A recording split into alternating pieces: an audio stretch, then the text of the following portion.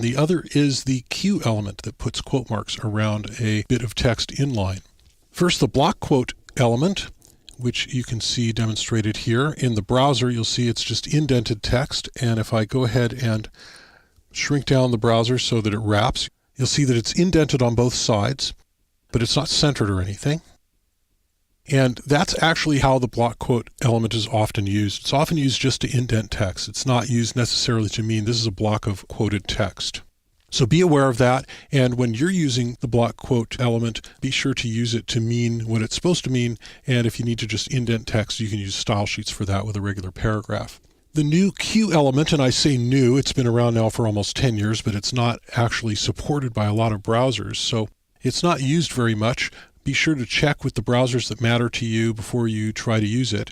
It puts quote marks around a piece of text in line. So here we have a word with quote marks around it here, and I'll just take those quote marks and I'll change it for the Q element and close the Q here. So that's the Q element. It's an inline element, as you see, and it's being used to quote that word. So I'll go ahead and save that and reload it in the browser. So the nice thing is there are nice curly quotes in English. There's a couple of things about it, the Q tag, that you need to be aware of. One is it's supposed to be internationalized, and so if I were to sit here and put language equals French, you should get French quotes, which are one above and one below.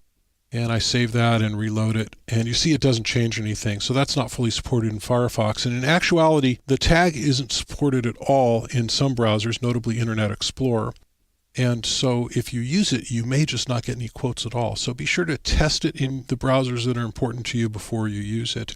It'd be a handy tag if it were actually supported well, but unfortunately it's not. So those are the quoting elements. They don't actually get used for what they mean, and they don't always work for what they're supposed to work for. So be aware of that when you try to use them.